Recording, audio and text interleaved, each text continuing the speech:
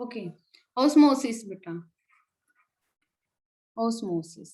तो मैंने आपको बताया था ऑस्मोसिस क्या है, यानी कि जब पार्टिकल्स, सोलवेंट के पार्टिकल्स मूव करते हैं तो उसको क्या, कहाँ से, lower concentration to higher concentration, तो उसको क्या बोलते हैं हम, ऑस्मोसिस बोलते हैं। जैसे हमने क्या पढ़ा था, अगर मान लो हमें इसको सेमी, इसके लिए रिक्वायरमेंट किसकी होती है, सेमी परमिएबल मेम्ब्रेन की रिक्वायरमेंट होती है। आर्टिफिशियल सेमी, जैसे मान लो हमें सी वाटर को फिल्टर करना है तो वहां पे क्या करते हैं हम, आर्टिफिशियल सेलुलोज एसीटेट वाली जो सेमी परमिएबल मेम्ब्रेन आती है उसको हम यूज करते हैं। मान लो यहाँ पे क्या है, सी वाटर, और इस साइड क्या ले लेते हैं हम, प्योर वाटर ले लेते हैं। तो ऑस्मोसिस कैसे होगा, यानी मान लो ये सी वाटर है तो ये ज्यादा कंसंट्रेटेड होगा क्योंकि इसके अंदर मिनरल्स प्रेजेंट होंगे, सॉल्ट का कंटेंट प्रेजेंट होगा। तो ये क्या है, सी वाटर, और उस साइड क्या है हमारे पास, प्योर वाटर। अगर हम किसकी बात करते हैं, सिंपल वाटर है यहाँ पे। तो अगर ओस्मोसिस की बात करें तो ओस्मोसिस की जो कंडीशन है वो क्या है, सॉल्वेंट मूव करता है low concentration to high concentration. Okay, अब यहाँ पे कंसंट्रेशन क्या है, लो है, यहाँ पे हाई है, तो ऑस्मोसिस किस साइड होगी, इस तरीके से होती है। फिर हमने पढ़ा था ऑस्मोटिक प्रेशर, तो मैंने आपको बताया था जब ऑस्मोटिक प्रेशर, यानी कि मान लो ये जो पार्टिकल्स यहाँ से यहाँ पे जो जा रहे हैं तो ये क्या लगा रहे हैं, प्रेशर एक्सर्ट कर रहे हैं बेटा, जिसको हम ऑस्मोटिक प्रेशर बोलते हैं। हम इसको डिफाइन कैसे करते हैं, यानी कि जब क्या करते हैं, अप्लाइड, जब हम मान लो ऐसा जो प्रेशर हम अप्लाई करते हैं किसको, इसको रोकने के लिए, यानी कि इन पार्टिकल्स के फ्लो को रोकने के लिए, ठीक है, वो जितना प्रेशर होता है उसी को हम ऑस्मोटिक प्रेशर बोलते हैं। ठीक है, तो यानी जो मिनिमम एक्सेस प्रेशर हम लगाते हैं इस साइड से, ठीक है, क्योंकि हमारे पार्टिकल कहाँ से कहाँ मूव कर रहे हैं, इस साइड, इस कंटेनर से इस कंटेनर की तरफ मूव कर रहे हैं, तो जो एक मिनिमम एक्सेस प्रेशर हम लगाते हैं इस साइड से, इस प्रोसेस को स्टॉप करने के लिए, ऑस्मोसिस को रोकने के लिए, उस प्रेशर को बोलते हैं हम osmotic pressure. Now next come to osmotic, जब आप ऐसे बोल सकते हो ये क्या है, अप्लाइड प्रेशर, और यहाँ से क्या लग रहा था, ऑस्मोटिक प्रेशर। तो मैंने आपको बताया था जब अप्लाइड प्रेशर किससे ज्यादा हो जाता है, अप्लाइड प्रेशर ज्यादा होता है ऑस्मोटिक प्रेशर से, देन क्या स्टार्ट हो जाएगा, रिवर्स ऑस्मोसिस। रिवर्स ऑस्मोसिस का मतलब यहाँ के सॉल्वेंट पार्टिकल, यानी कि सी वाटर के सॉल्वेंट पार्टिकल इस साइड जाना स्टार्ट हो जाएंगे। तो यही वाली प्रोसेस चलती है आरओ के अंदर, यानी कि इसी आरओ जो हम घर में यूज करते हैं उसको रिवर्स, वहां पे आरओ बोलते हैं क्योंकि वो प्रोसेस क्या होती है, वहां पे रिवर्स ऑस्मोसिस होती है। ठीक है, तो आरओ कैसे काम करता है ये हमने पढ़ा था। अब हम इसकी मतलब कि न्यूमेरिकल वाले पोर्शन पे किस तरीके से इस पे बेस्ड न्यूमेरिकल आप सॉल्व करोगे, किस तरह से क्वेश्चन आते हैं वो डिस्कस करते हैं। तो जब ऑब्जर्व किया गया तो क्या पाया गया कि जो ये ऑस्मोटिक प्रेशर है वो किसके ऊपर, एक तो किसके ऊपर डिपेंड करता है, कंसंट्रेशन ऑफ सॉल्यूशन के ऊपर डिपेंड करता है कि जितनी कितनी ज्यादा कंसंट्रेशन है। तो आप ऐसे बोलोगे कि पाई किसके ऊपर डिपेंड करता है, pi is directly proportional to C, यानी कि कंसंट्रेशन के डायरेक्टली प्रोपोर्शनल है। ठीक है, तो पाई को क्या बोला गया कि कंसंट्रेशन के डायरेक्टली प्रोपोर्शनल है। दूसरा जो फैक्टर इस पे ऑब्जर्व किया गया कि वो क्या मिलता है, टेम्परेचर के डायरेक्टली प्रोपोर्शनल है। तो आप क्या बोलोगे कि जो ऑस्मोटिक प्रेशर है वो कंसंट्रेशन और टेम्परेचर के डायरेक्टली प्रोपोर्शनल पाया गया, यानी कि टेम्परेचर जितना ज्यादा होगा ऑस्मोटिक प्रेशर भी उतना ही ज्यादा लगेगा। फिर क्या किया गया, इस साइन को हटाया गया, यानी कि ये हो गया सी टी। अब इस साइन को हटाया गया यानी कि ये क्या होगा, कांस्टेंट होगा कोई ना कोई। तो जो ये कांस्टेंट आया वो आया आर सी टी, यानी कि आर क्या बोलते बेटा, हमने पढ़ा है आर क्या होता है, गैस कांस्टेंट। ठीक है, गैस कांस्टेंट हम इसके बारे में पहले पढ़ चुके हैं। तो ये क्या, इसकी जो आर की जो ये कांस्टेंट आया बेटा उसकी वैल्यू किसके इक्वल आई, एक मतलब उतनी ही वैल्यू आई जितनी वैल्यू गैस कांस्टेंट की होती है। तो क्या हो जाएगा, अगर आपको ऑस्मोटिक प्रेशर निकालना पड़े तो pi is equal to R C T. तो हमारे पास एक क्या बन गई, यहाँ पे एक इक्वेशन बन गई कि pi is equal to R C T. तो फर्स्ट इक्वेशन ये बन जाती है हमारे पास, ठीक है, या फिर सी आर टी इस तरीके से लिखते हो, एक ही बात है, ये कांस्टेंट है। अब मैं इस बात को ऐसे लिख सकती हूँ, ये क्या है बेटा, सी क्या बोला मैंने, यहाँ पे लिखती हूँ मैं, सी क्या है हमारी यहाँ पे, कंसंट्रेशन ऑफ सॉल्यूशन आपको देगा, वो जो भी सॉल्यूशन होगा उसकी कंसंट्रेशन आपको देगा। सेकंड टेम्परेचर क्या, ये टी क्या है हमारा, टेम्परेचर। नेक्स्ट जो बात आती है वो है हमारा आर, यानी कि ये एक गैस कांस्टेंट है, ठीक है। अब हम जो पढ़ते हैं, यानी कि अगर गैस कांस्टेंट की बात की जाए तो gas constant different different terms में पढ़ते हैं, जैसे कि अगर आर की value joule per mole per kelvin, जैसे R is equal to 8.314 joule per mole per kelvin, ठीक है। ये वाली फिक्स्ड वैल्यू होती है क्योंकि ये क्या है, कांस्टेंट है, ये पहले भी हम पढ़ चुके हैं। अगर आर यहाँ पे इस तरीके से नहीं लगता, यानी कि अगर आपका किसके अंदर दे रखा हो, एटमॉस्फेयर के अंदर दे रखा है, तो आपको आर की उसके कोरस्पॉन्डिंग वैल्यू रखनी पड़ेगी, ठीक है। जैसे अगर आपको यहाँ पे प्रेशर जो दे रखा है वो एटमॉस्फेयर में होगा, तो बेटा आपको आर उसी फॉर्म में लिखना पड़ेगा, उसकी वैल्यू हो जाएगी आपकी 0.082, ठीक है। ये लगाते हो आप, लीटर एटमॉस्फेयर पर मोल पर केल्विन, यानी कि आपको ये देखना है कि किस फॉर्म में आपको लगाना है, ठीक है। तो यहाँ पे आपको इतना सा चेक करना है कि आर की वैल्यू किस मतलब कि प्रेशर किस फॉर्म में है। उसके बाद जो हमारा आता है नेक्स्ट जो टर्म हम पढ़ते हैं वो है जो जैसे सी है, सी को क्या बोलते हैं हम, कंसंट्रेशन बोलते हैं, ठीक है। सी क्या है, कंसंट्रेशन, और कंसंट्रेशन क्या बोलते हैं, कंसंट्रेशन का मतलब क्या हो गया आपका, मोलैरिटी, नॉर्मेलिटी, इस तरीके से हम बात करते हैं। तो अगर हम सबसे कॉमन जो यूज करते हैं वो मोलैरिटी करते हैं, यानी कि सी को, कंसंट्रेशन को हम ऐसे लिख सकते हैं, number of moles divided by volume, बिल्कुल लिख सकते हैं, क्योंकि ये क्या हो जाएगा, कंसंट्रेशन है। कंसंट्रेशन मतलब यहाँ पे अगर कंसंट्रेशन देगा तो वो आपको अगर मोलैरिटी की फॉर्म में, मान लो 2 मोलर 3 मोलर, जिस हिसाब से, अगर डायरेक्ट मोलैरिटी दे देता है तो आपको डायरेक्ट पुट करनी है और आपका प्रेशर आ जाएगा। अगर मान लो वो नंबर ऑफ मोल्स बताता है तो आपको वॉल्यूम से डिवाइड कर लेना है। तो क्या मैं इस इक्वेशन के अंदर सी की वैल्यू को पुट कर देती हूँ, यानी कि पाई इज इक्वल टू, अगर मैं सी को आगे लिख लेती हूँ तो क्या हो जाएगा, N by V R T. Simple, मैंने क्या किया है यहाँ पे सी की वैल्यू को पुट कर दिया। कंसंट्रेशन, कंसंट्रेशन मतलब कंसंट्रेशन होता है बेटा जितनी अमाउंट डिजोल्व की गई है सॉल्यूट की सॉल्वेंट के अंदर, तो उसको हम मोलैरिटी की फॉर्म में रिप्रेजेंट करवाते हैं।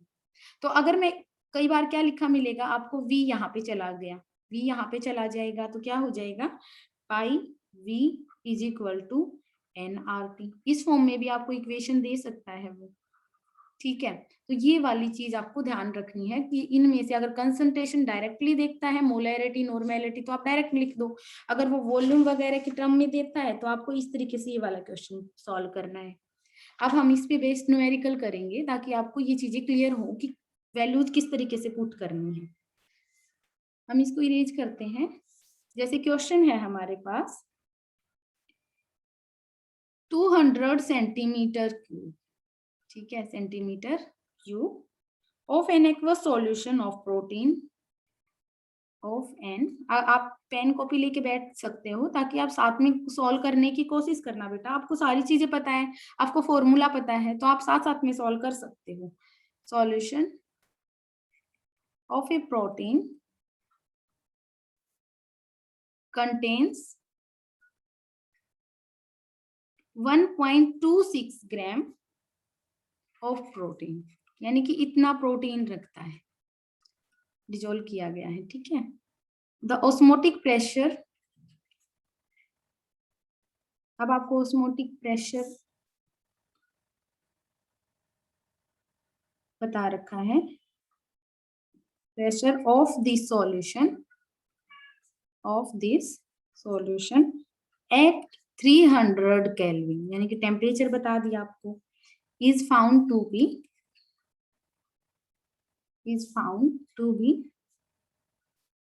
2.57 10 की पावर -3 बार। जैसे मैंने आपको बताया था, आर की वैल्यू आपको यहाँ पे प्रेशर की वैल्यू देके तब पुट करनी है, तो आपको आर की वही वैल्यू पुट करनी है जो बार में होगी। तो आप क्या लिखोगे, अब क्या करना है, कैलकुलेट करना है द मोलर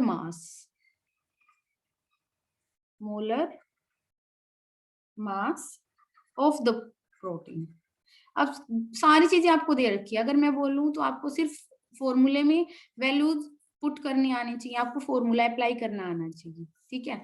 जैसे आपको क्या दे रखा है, आपको क्वेश्चन में दे रखा है मास ऑफ दे रखा है, यानी कि पहले तो ये दे रखा है वॉल्यूम, देखो सेंटीमीटर क्यूब, सेंटीमीटर मैंने बताया था 1 सेंटीमीटर क्यूब बेटा 1 ml ऐसे लिख सकते हो, यानी कि ये किसके इक्वल हो गया, ml के इक्वल हो गया, ठीक है 1 ml। तो ये कितना हो गया, इसका मतलब आप इस टर्म को कैसे लिख सकते हो, 200 ml of an aqueous solution of a protein contains 126, यानी कि इतना तो वॉल्यूम है हमारे पास सॉल्यूशन का, ठीक है। इतने ग्राम उसके अंदर क्या है, सॉल्वेंट को डिजोल्व किया, सॉल्यूट को डिजोल्व किया गया है। Osmotic pressure of this solution at 300 temperature आपको बता दिया गया है, ठीक है। तो क्या क्या बता रखा है, देखो आपको मास बता रखा है, ठीक है, आपको वॉल्यूम बता रखा है, ठीक है, आपको टेम्परेचर बता रखा है, और आपको ऑस्मोटिक प्रेशर बता रखा है, ठीक है। आपको कैलकुलेट करना है molar mass of the protein, आपको मोलर मास बताना है। पहले तो सबसे पहले इक्वेशन लिख देते हैं हम, हमारा फॉर्मूला क्या होता है, pi V is equal to NRT। अभी हमने किया था कि किस तरीके से करना है। अब देखो हमें क्या क्या पता है, हमें सिंपली वो लिखना है, और क्या नहीं पता है वो हम फाइंड आउट करने की कोशिश करेंगे, ठीक है। हमें पता है टेम्परेचर, टेम्परेचर ऑब्वियस सी बात है 300 केल्विन दे रखा है हमें। आर एक कांस्टेंट है, आर की वैल्यू अगर हम बार में बोलें तो ऑलमोस्ट उसी के इक्वल होती है, यानी कि 0.083 बार। जैसे 821 होता है ना, तो वो एटमोस्फियर, लीटर एटमोस्फियर पर केल्विन पर मोल हो जाता है। तो यहाँ पे क्या हो जाएगा, बार पर केल्विन पर मोल, या पर मोल पर केल्विन, किसी तरीके से लिख दो, ठीक है। आर की वैल्यू आपको पता है, ये आपको पता है। वॉल्यूम आपको दे रखा है बेटा, और देखो ध्यान रखना, वॉल्यूम का आपको ध्यान रखना है कि वॉल्यूम हम जो कंसंट्रेशन वाले टर्म में लिखते हैं, तो बेटा देखो मैंने क्या लिखा था, C is equal to N/Q।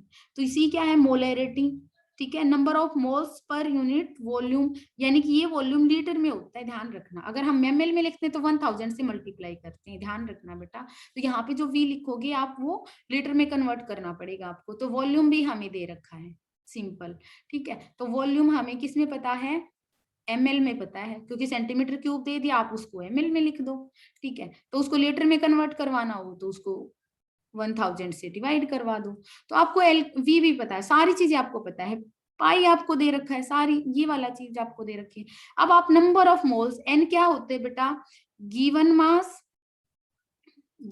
Mass divided by molar mass, given mass of solute अगर हम यहाँ पे बात करें तो given mass of solute divided by molar mass of solute, क्योंकि नंबर ऑफ मोल्स हमें क्या किसके लिखने हैं, यहाँ पे लिखते हैं number of moles of solute, किसके लिखते हैं बेटा, यहाँ पे सॉल्यूट, इसीलिए मैंने पर्टिकुलरली लिखा गिवन मास ऑफ सॉल्यूट। तो गिवन मास हमें दे रखा है 1.26 ग्राम। आपको करना क्या है, यानी कि इसको अगर मैं गिवन मास को W1 मान लूं और मोलर मास को M1 मान लूं, एज्यूम कर लेते हैं, ये मैं M1 लिख देती हूँ, तो क्या सारी वैल्यूज आप पुट नहीं कर सकते, सारी वैल्यूज आपको पुट करनी है और आप वैल्यू को फाइंड आउट कर सकते हो, यानी कि pi V is equal to W1 M1 RT। तो इसके अंदर ये पता है आपको, ये पता है आपको, ये भी पता है, और ये आपको M1 निकालना है। तो सिंपली रीअरेंज कर दो, क्योंकि मोलर मास हमें नहीं पता रखा, तो M1 इस साइड चला गया, तो क्या हो जाएगा W1 RT divided by pi V। कुछ चीजों का ध्यान रखना है, जैसे V का हमेशा कहाँ पे यूज करोगे, V हमेशा लीटर के अंदर यूज करोगे। R की वैल्यू जो छोटी छोटी, देखो सिंपल बहुत है, छोटी छोटी मिस्टेक्स करते हैं, वो यही है कि R की वैल्यू जब पुट करोगे तो ऐसा नहीं है 8.314, जैसे हमें याद हो जाता है, हम मोस्टली क्या लिखते हैं 8.314, इस तरीके से यूज करते हैं।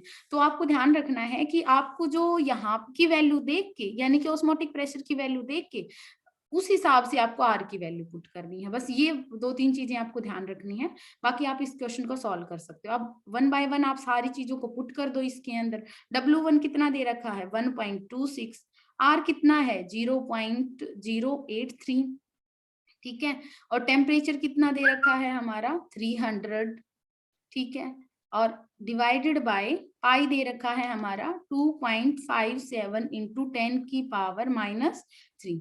वॉल्यूम पता है हमें, वॉल्यूम यहाँ पे सॉरी 100 लिखा गया था, ये 1000 होगा, तो ये क्या हो जाएगा 200 इंटू 1000। आप इसको कैलकुलेटर से अभी सॉल्व करके देख सकते हो कि किस तरीके से। मैम 61039 आ गया। वेरी गुड बेटा, डन। ओके 61093 ग्राम। तो आपको मैंने जैसे अभी आपको बताया बेटा, बस 2-3 चीजें ध्यान रखनी, क्योंकि मिस्टेक कहीं नहीं होने की, यहाँ पे इस वाले क्वेश्चन में मिस्टेक कहीं नहीं होगी, बस ये छोटी छोटी चीजों में मिस्टेक करोगे। एक तो आर की वैल्यू पुट करते टाइम मिस्टेक्स कर सकते हैं, और दूसरा ये वॉल्यूम को चेंज करना भूल जाते हैं बच्चे, तो फिर वो आंसर नहीं निकल के देगा। तो इन चीजों का अगर आप ध्यान करोगे रखोगे तो ये सारी चीजें आप कर सकते हो। तो ये था हमारा ऑस्मोसिस और ऑस्मोटिक प्रेशर, अगर हमें फाइंड आउट करना हो तो किस तरीके से फाइंड आउट हम कर सकते हैं। नेक्स्ट, हाँ जी बेटा। अभी प्रोटीन का कोई जनरल फॉर्मूला क्या होगा? प्रोटीन का यहाँ पे ऐसा नहीं है बेटा कि जनरल फॉर्मूला हम यहाँ से कैलकुलेट करेंगे। अमोन देखो प्रोटीन कैसे, देखो मैं बताती हूँ प्रोटीन कैसे मिलता है बेटा। मुझे जैसे आप बायो वाले सर से पूछ सकते हैं, वैसे मैं बताती हूँ। प्रोटीन बहुत सारे अमीनो एसिड से मिलके बनता है। वहां पे क्या होता है, एक जगह NH2 आपका क्या होता है OH COOH, और क्या होता है H। तो ये एक अमीनो एसिड का फॉर्मूला होता है सिंपलेस्ट। ठीक है, आप क्या करते हो, शायद H होता है यहाँ पे, मैं श्योर नहीं हूँ एक जगह कौन सी जगह H होता है, यानी कि वहां पे क्या करते हो R ग्रुप होता है। अगर R को क्या करते हो आप रिमूव करते हो, वहां पे CH3 लग जाएगा। जो भी आप यूनिट लगाते जाओगे ना, उसके हिसाब से क्या होता जाएगा, आपका फॉर्मूला चेंज होता चला जाएगा। तो आप क्या करते हो, ये सिंपलेस्ट क्या होता है अमीनो एसिड होता है। तो आप इस तरीके से क्या करते हो, फाइंड आउट करवाते हो। देखो प्रोटीन कैसे बनता है बेटा, बहुत सारे सिंपल अमीनो एसिड से मिलके बनता है। ठीक है, तो वो डिपेंड करता है कि कौन सा कितनी सारी यूनिट्स उसके अंदर क्या हुई हैं, ज्वाइन हुई है। ठीक है, तो वो आपको देखना पड़ेगा बेटा, वो फॉर्मूले के हिसाब से आप क्या करते हो, फाइंड आउट करते हो। जैसे बहुत सारे 20 एसेंशियल एमिनो एसिड्स होते हैं, तो वो हमें यहाँ पे वो वाली चीज फाइंड आउट नहीं करनी है। हमें सिंपलेस्ट जो होता है वो ग्लाइसिन होता है शायद, है ना, ग्लाइसिन होता है। बायो वाले टीचर आपको बहुत अच्छे से बता पाएंगे कि किस तरीके से होता है वो वाला। ठीक है, तो आप क्या करते हो, एक जगह NH2 COH, और क्या होता है हमारा एक H, और एक क्या हो जाता है हमारा यहाँ पे शायद ROH नहीं होता, शायद R ग्रुप होता है, आई एम नॉट श्योर, पर आप चेक कर लेना। यहाँ पे क्या होता है बेटा, R ग्रुप होता है R, और इसके हिसाब से अगर ये H लग जाता है तो सिंपलेस्ट एमिनो एसिड जिसको बोलते हैं ग्लाइसिन बन जाएगा, और R की जगह अगर CH3 ग्रुप लगेगा या फिर जो भी आपका दूसरा ग्रुप लगता जाता है, उस हिसाब से ये क्या हो जाता है, नेम चेंज हो जाता है। हाँ जी सौरभ, समझ आया आपको? Yes sir. हाँ जी, देखो वो हमें अब इस चीज को पुट करके देखना चाहोगे तो कोई भी हो सकता है, इनमें से 20 में से हो सकता है, या फिर इससे भी ज्यादा हो सकता है। ये वाली बात आ जाती है, क्योंकि एसेंशियल कितने हैं 20 जो हम पढ़ते हैं जनरली अमीनो एसिड्स को पढ़ते हैं, तो उनमें से चेक कर सकते हो आप। नेक्स्ट आता है बेटा हमारा, हाँ जी और बताओ बेटा कुछ और आपका डाउट। चलो अब हम नेक्स्ट टॉपिक स्टार्ट करेंगे बेटा। हाँ जी स्टार्ट करते हैं ना, कोई दिक्कत हो तो बताओ बेटा, अगर आपको कुछ पूछना है तो। ओके चलो बेटा, अब हम नेक्स्ट टॉपिक स्टार्ट करते हैं, जिसका होगा हमारा elevation in boiling point. Elevation in boiling point, what is this elevation in boiling point, अब हम ये वाले डिस्कस करेंगे। एलिवेशन इन बॉइलिंग पॉइंट का मतलब क्या होता है, देखो हमने पढ़ा था एक चीज, जर्नल सी बात पढ़ी थी हमने, क्या पढ़ा था बेटा, जब भी मान लो प्योर लिक्विड है, जैसे मान लो मेरे पास क्या है, ये प्योर वाटर है, ठीक है, तो मैंने बोला कि इसके क्या बनते हैं, इसकी वजह से प्रेशर बनता है, इसके क्या बनते हैं, वेपर्स बनते हैं, जिसको हम वेपर प्रेशर बोलते हैं। अगर हम क्या कर देते हैं बेटा, इस वाटर के अंदर कोई सॉल्यूट ऐड कर देते हैं, नॉन वोलेटाइल सॉल्यूट ऐड कर देते हैं, तो क्या हो जाता है, जो इसकी यहाँ पे जो वेपर्स बनते हैं, ठीक है, वो क्या हो जाते हैं, घट जाते हैं। मैंने ये क्या ऐड करवा दिया, इसके अंदर सॉल्यूट को ऐड करवा दिया। तो जब आप क्या करते हो, अगर आप इसके अंदर सॉल्यूट को ऐड कराओगे तो ये वेपर प्रेशर क्या हो जाएगा, कंपैरेटिवली घट जाता है। ठीक है, इतनी ज्यादा वेपर्स नहीं बनेंगे। और अगर वेपर प्रेशर घट जाता है, अब आपको मैंने ये चीज सिखा रखी है, तो सब बच्चे बताओ, अगर वेपर प्रेशर बेटा घट जाता है तो बॉइलिंग पॉइंट क्या हो जाएगा, बॉइलिंग पॉइंट पे क्या फर्क पड़ेगा, इंक्रीज हो जाएगा मैम। वेरी गुड बेटा। तो बॉइलिंग पॉइंट क्या हो जाएगा, इंक्रीज हो जाएगा, क्योंकि हमें जनरल बात पता है बॉइलिंग पॉइंट क्या होता है, बॉइलिंग वो वाला टेम्परेचर होता है जिसपे आपका वेपर प्रेशर किसके इक्वल हो जाता है, एटमॉस्फेरिक प्रेशर के क्या हो जाता है, इक्वल हो जाता है। मतलब कुछ वेपर्स तो इसने बना ली, इवेपोरेट हो गए, फिर हम इसकी क्या कर देते हैं, हीट करवाते हैं। हीटिंग से क्या हो जाता है बेटा, हीटिंग से जो ये वाले जो वेपर्स होते हैं, जब ये हमारा जो एटमॉस्फेरिक प्रेशर है, जैसे जितना ज्यादा हमारा 1 एटमॉस्फेयर हम मानते हैं, तो 1 एटमॉस्फेयर है, जैसे जब ये वाला प्रेशर 1 एटमॉस्फेयर के इक्वल हो जाता है, तब ये क्या हो जाता है, बॉयल हो जाता है। ठीक है, तो अगर वेपर्स पहले से ही बने हुए ज्यादा हैं, तो ऑब्वियसली बात है आपको कम वेपर्स बनाने हैं, तो आपको कम टेम्परेचर देना पड़ता है। जब आपने इसके अंदर क्या डाल दिया है, आपने इसके अंदर कोई सॉल्यूट डाल दिया है, अगर आपने इसके अंदर कोई सॉल्यूट डाल दिया है तो उसके वेपर्स क्या बनेंगे, कम बनेंगे। और अगर वेपर्स कम बनेंगे तो इसी पॉइंट को आपको इक्वल लाने के लिए आपको ज्यादा मतलब इन वेपर्स को एटमॉस्फेयर वाले प्रेशर के इक्वल लाने के लिए, इस प्रेशर को एटमॉस्फेरिक प्रेशर के इक्वल लाने के लिए आपको ज्यादा हीटिंग करनी पड़ेगी। तो ये जैसे प्योर था तो मैं इसको बोल देती हूँ TB नॉट। ठीक है, यानी कि boiling point of a pure component. ठीक है, TB नॉट, जैसे इसलिए मैंने नोट लगा दिया।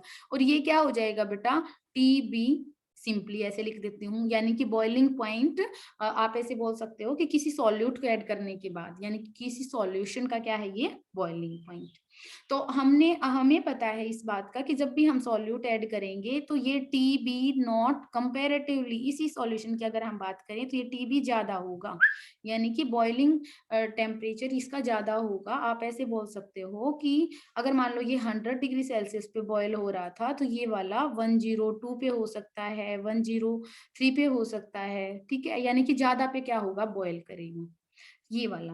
तो यहाँ पे एलिवेशन का क्या मतलब है, एलिवेशन मतलब कि जो बढ़ोतरी हुई है यहाँ से यहाँ जाने में, यानी जो डिफरेंस है 100 से 102, यानी कि जो ये 2 का डिफरेंस है ना, तो ये जो TB, देखो अब ये टर्म बड़ी है, तो आप ऐसे लिख सकते हो ना, TB minus TB naught is equal to del TB, यानी कि जितना आपको जितना बॉइलिंग, यानी कि ये 2 डिग्री का जो डिफरेंस है ना बेटा, उसी को हम क्या बोलते हैं, हम एलिवेशन इन बॉइलिंग पॉइंट बोलते हैं। ठीक है, एलिवेशन जो बढ़ोतरी होगी है किसी सॉल्यूट के। अब जितना ज्यादा सॉल्यूट आप ऐड करोगे ना, उतनी ही ज्यादा क्या हो जाएगी, उतना ही ज्यादा एलिवेशन होगा। ठीक है, उतना ही ज्यादा, अगर सॉल्यूट ज्यादा ऐड कर दोगे तो वेपर्स और कम बनेंगे, तो और ज्यादा आपको क्या लगाना पड़ेगा, एफर्ट लगाना पड़ेगा इसको बॉयल करने के लिए। तो ये क्या बोलते हैं हम, एलिवेशन इन बॉइलिंग पॉइंट। तो ध्यान रखना, देखो TB इज इक्वल टू, क्यों लिखा मैंने ऐसा, ये इंपॉर्टेंट हो जाता है क्योंकि आपको कई बार ये दे देगा और इस तरीके से ये निकालने होंगे फॉर्मूले से। अब हम फॉर्मूला सिखाएंगे, उससे पहले ये वाला बात आपको पता होनी चाहिए कि TB minus TB naught is equal to del TB। ठीक है, अब आपको एक सिंपल सी बात और पता होनी चाहिए बेटा, जो ये डेल TB आएगा, ये जैसे मान लो ये दो, अब यहाँ पे कितना है 100 से 102, तो आप क्या बोलोगे, 2 डिग्री सेल्सियस का, यहाँ पे डेल TB की वैल्यू कितनी है, 2 डिग्री सेल्सियस। अगर मैं इसको केल्विन में लेती बेटा, देखो ये होता हमारे पास 373 केल्विन। ठीक है, और ये हमारे पास होता बेटा 375 केल्विन। तो भी डेल TB कितना हो जाता बेटा मेरे पास, डेल TB देखोगे आप, इस वाले में से इस वाले को माइनस करोगे तो डिफरेंस कितना आएगा, 2 केल्विन। तो क्या क्या बोलना चाहते हो बेटा, कई बार बच्चे इस कंफ्यूजन को लेके आते हैं कि डिग्री सेल्सियस, 2 डिग्री सेल्सियस, और फिर जो वो केल्विन में कन्वर्ट करते हैं ना, कई बार केल्विन लगाते तो उसमें 273 को ऐड कर देते हैं। ऐसा नहीं है बेटा, डेल TB में ऑटोमेटिकली, देखो डिफरेंस की बात हो रही है, ये डिफरेंस की। तो यहाँ पे डेल TB की जब आप बात करोगे तो 2 डिग्री सेल्सियस भी वही वाली बात है, और 2 केल्विन लिख दो चाहे 2 डिग्री सेल्सियस लिख दो, इस बात से कोई फर्क नहीं पड़ेगा। ठीक है, तो यूनिट्स आपको इस बात का जरूर ध्यान रखना है, यहाँ पे थोड़ा सा कंफ्यूजन क्रिएट हो जाता है बच्चों को। अलग सिंपली इसके लिए लिखते हैं तब फर्क जरूर पड़ता है, ठीक है, लेकिन डेल टीबी के लिए फर्क नहीं पड़ेगा। अगर आप जो डिफरेंस है वो केल्विन में भी 2 ही आएगा और डिग्री सेल्सियस में भी 2 ही आया, जैसे मैंने अभी एग्जांपल लेके बता दिया है आपको, ठीक है। तो ये होता है एलिवेशन इन बॉइलिंग पॉइंट। तो जब ऑब्जर्व किया गया बेटा, तो जैसे आपने अभी बताया कि क्या होता है जब हम इसके अंदर सॉल्यूट को ऐड कर देते हैं तो बॉइलिंग पॉइंट क्या हो जाता है, इंक्रीज हो जाएगा। तो अब हम क्या करते हैं, हमने क्या देखा कि ये जो डेल टीबी है, जैसे मैंने बताया कि ये जो टेम्परेचर में जो चेंज है, ठीक है, वो किसके ऊपर डिपेंड करेगा, अमाउंट ऑफ सॉल्यूट के ऊपर डिपेंड करेगा। तो आपने क्या देखा, यहाँ पे देखा del TB is directly proportional to M, और यहाँ पे जो कंसंट्रेशन टर्म यूज कर रही है हमें, वो किसके इक्वल मिली बेटा, मोलेलिटी के इक्वल मिली। तो आपको यहाँ पे ध्यान रखना है, ये क्या लिखना है, मोलेलिटी। और जब इस कांस्टेंट, इस प्रोपोर्शनलिटी के साइन को हटाया गया तो क्या आ गया हमारा, del T B is equal to K B M. यहाँ पे ये कांस्टेंट आ गया। ये कांस्टेंट की वैल्यू आपको प्रोवाइड करेगा एग्जामिनर, जो भी होगा। ऐसा नहीं है कि आपको कुछ याद करना है, वो आपको देगा। इसको बोलते हैं हम मोलर एलिवेशन कांस्टेंट, ठीक है, इसको बोलते हैं हम मोलर एलिवेशन कांस्टेंट। तो वो आपको जब न्यूमेरिकल्स करवाएगा तो वो आपको इसकी वैल्यू प्रोवाइड करेगा, मोलर एलिवेशन कांस्टेंट की। तो ध्यान रखना, एम क्या है, मोलरिटी, और के बी क्या है, मोलर एलिवेशन कांस्टेंट। तो ये 2 चीजें आपको बिल्कुल अच्छे से ध्यान रखनी है कि किस तरीके से हमें करना है। नेक्स्ट जो पॉइंट आता है बेटा, नेक्स्ट आता है हमारा, और ध्यान रखना है del T B degree Celsius में भी होता है और केल्विन में भी हो सकता है। और मोलेलिटी, अब मोलेलिटी बताओ पहले मुझे, क्या हो गया, मोलेलिटी। मोलेलिटी के लिए क्या लिखते हैं बेटा, मैं मोलेलिटी को आप सब बच्चों को मैं पढ़ा चुकी हूँ। मैंने क्या बताया था, आप ऐसे याद कर लो, इसकी यूनिट्स को याद कर लोगे ना तो आपको याद हो जाएगा। आप क्या लिखते हो, moles per KG, moles per KG. Moles per KG का क्या मतलब हो जाता है बेटा, मोल्स पर केजी का मतलब ये है नंबर ऑफ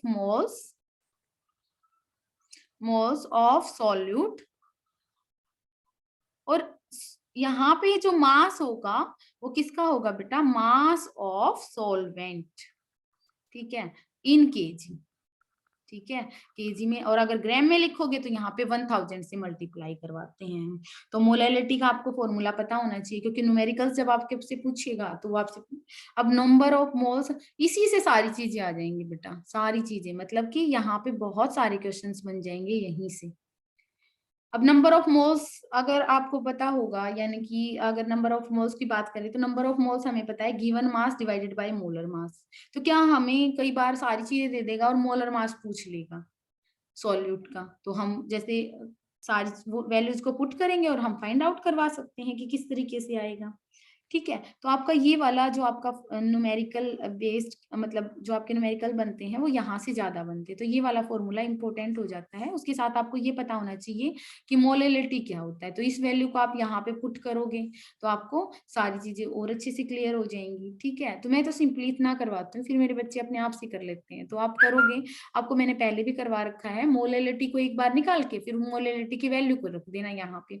मोलेलिटी का मैंने आपको बता दिया किस तरीके से करना है, ठीक है। अब नेक्स्ट पॉइंट पे आते हैं। ओके, अब आपको बेटा एक ग्राफ दे रखा होगा, ठीक है, एक ग्राफ आपको लिखा मिलेगा, ठीक है, इस तरीके से। यहाँ पे इस ग्राफ को एक्सप्लेन करते हैं ये होता कैसे है। सबसे पहले यहाँ पे क्या करेंगे, वेपर प्रेशर, ठीक है, और ये क्या होता है हमारा, अगर हम यहाँ पे इस साइड लिखेंगे तो ये लिखेंगे हम टेम्परेचर। आपको पता है जैसे जैसे टेम्परेचर इंक्रीज करेगा बेटा, जैसे जैसे टेम्परेचर इंक्रीज करेगा, यानी कि हम इस साइड की तरफ जाएंगे तो वेपर प्रेशर हमारा इंक्रीज करेगा। तो सिंपली मैं क्या लिख सकती हूँ, जैसे जैसे टेम्परेचर, मान लो प्योर की बात कर लेते हैं, हम क्या करते हैं प्योर सॉल्वेंट की बात करते हैं, यानी कि सिर्फ हमारे पास पहले वाटर है। तो वाटर का क्या रहेगा, जैसे जैसे आप टेम्परेचर की तरफ जाओगे, सॉरी टेम्परेचर की तरफ जाओगे तो आपका वेपर प्रेशर क्या होता जाएगा बेटा, बढ़ता जाएगा। इस तरीके से हम बात करते हैं, वेपर प्रेशर क्या हो जाएगा, बढ़ जाएगा। तो ये क्या था हमारे पास, मान लो मैं किसकी बात करती हूँ, प्योर सॉल्वेंट की बात करती हूँ, यानी कि आपको लिखा मिलेगा सॉल्वेंट, यानी कि वाटर की बात करते हैं हम, ठीक है। एक मिनट, ये थोड़ा सा, ठीक है। तो अब आपको क्या लिखा मिलेगा, ये वाला वर्ड। तो आप इस चीज को समझो, इस चीज को, तो ये मान लो सिर्फ वाटर के लिए है, ठीक है। और दूसरा, अगर मेरे पास वाटर, मान लो ये वाला था, सिर्फ मेरे पास क्या है, यहाँ पे वाटर है। अब मैं इसके अंदर मान लो बेटा सॉल्यूट को ऐड करवा देती हूँ। तो अगर मैं इसको सॉल्यूट को इसके अंदर ऐड कराऊंगी तो इसका वेपर प्रेशर मान लो उसी टेम्परेचर पे, तो वो वेपर प्रेशर क्या बनेंगे, हमें पता है वेपर्स घट जाते हैं क्या करने से, सॉल्यूट को ऐड करने से सॉल्यूशन बनेगा। ये क्या था, पहले प्योर सॉल्वेंट था, जैसे मैं लिखती हूँ तो क्या लिखेंगे हम, ये किसके लिए था, प्योर सॉल्वेंट के लिए था। और जैसे ही आपने सॉल्यूट को ऐड करवा दिया तो ऑब्वियसली बात है वो क्या बन गया, सॉल्यूशन बन गया। और सॉल्यूशन का किसी भी पॉइंट पे देखोगे तो आपको पता है सॉल्यूशंस के वेपर्स क्या बनते हैं, कंपैरेटिवली कम बनते हैं। सॉल्यूशन के कंपैरेटिवली, प्योर के कंपैरेटिवली कम बनते हैं। तो क्या ये वाला सॉल्यूशन, इसीलिए हम क्या करते हैं, इसको नीचे की तरफ ड्रॉ करते हैं।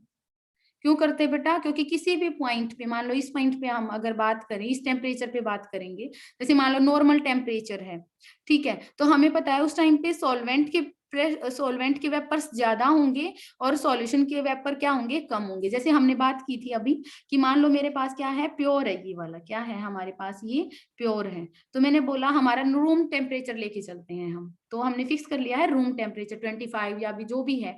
तो इसके वेपर्स मैंने बताया बेटा उस पॉइंट पे, मान लो ये रूम टेम्परेचर है, एज्यूम कर लेते हैं ये हमारा 25 डिग्री सेल्सियस है और रूम टेम्परेचर है, एज्यूम कर लिया हमने। तो मैंने क्या बताया था कि मान लो जो हमारे रूम टेम्परेचर पे इसके वेपर्स ज्यादा बनेंगे बेटा, ये क्या है, क्योंकि ये प्योर वाटर है, ठीक है। लेकिन जब इसके अंदर आप क्या कर दोगे, कुछ ना कुछ ऐड करवा दोगे, ऐड ऑन करवा देते हो इसके अंदर, तो क्या हो जाएगा बेटा, ऐड होने के बाद, ठीक है, जो ये वेपर्स बनते हैं, ऑब्वियसली बात है ये इसकी वजह से, रेड कलर वाले जो सॉल्यूट ऐड किया उसकी वजह से तो बनते नहीं है, सिर्फ किसकी वजह से बनते हैं, हमारे सॉल्वेंट की वजह से बनते हैं। लेकिन ये क्या बनते हैं, कम बनते हैं। तो कंपैरेटिवली अगर ये ज्यादा है, एक ही टेम्परेचर पे अगर देखें तो ये ज्यादा होता है और ये कम होता है। तो इसीलिए मैंने क्या लिखा, अगर इस टेम्परेचर पे देखें तो सॉल्वेंट वाले के वेपर्स ज्यादा हैं और सॉल्यूशन वाले के वेपर्स कम है। देखो मैंने यही वाली बात इस डायग्राम में लिखी है। अब हम मान लो हम बॉइलिंग पॉइंट देखना चाहते हैं, बॉइलिंग पॉइंट कितना होता है, 100 डिग्री सेल्सियस, ठीक है। तो हम देखना चाहते हैं, मान लो प्योर का क्या था, 100 डिग्री सेल्सियस। बॉइलिंग पॉइंट पे क्या हो जाते हैं बेटा, जब ये वाले वेपर्स एटमॉस्फेरिक वेपर्स के क्या हो जाते हैं, एटमॉस्फेरिक प्रेशर के क्या हो जाते हैं, इक्वल हो जाते हैं, वो उसका बॉइलिंग पॉइंट हो जाता है। यानी कि जब ये वाले प्रेशर एटमॉस्फेरिक प्रेशर के इक्वल हो जाएगा, वो उसका क्या हो जाएगा, बॉइलिंग पॉइंट हो जाएगा। यानी कि अगर सेम वेपर्स, यानी कि जब इतने, क्योंकि एटमॉस्फेरिक प्रेशर जितना है तो इसके भी उतने वेपर्स होने चाहिए ना, ठीक है। तो यानी कि जब हम वेपर्स को देखें, यानी कि जब एटमॉस्फेरिक वेपर्स के इक्वल कराएं, ठीक है, तो उस पे देखो एटमॉस्फेरिक वेपर्स के, मान लो इसके वेपर्स कुछ होंगे, मान लो जितने भी वेपर्स हैं, जितना भी एटमॉस्फेरिक, यानी कि एटमॉस्फेरिक प्रेशर कितना है, 1 एटमॉस्फेरिक हम मानते हैं, ठीक है। तो हम मान लेते हैं जब ये वेपर प्रेशर 1 एटमॉस्फेयर के इक्वल हो जाएगा, तो देखते हैं, हम एज्यूम कर लेते हैं यहाँ पे 1 एटमॉस्फेरिक है।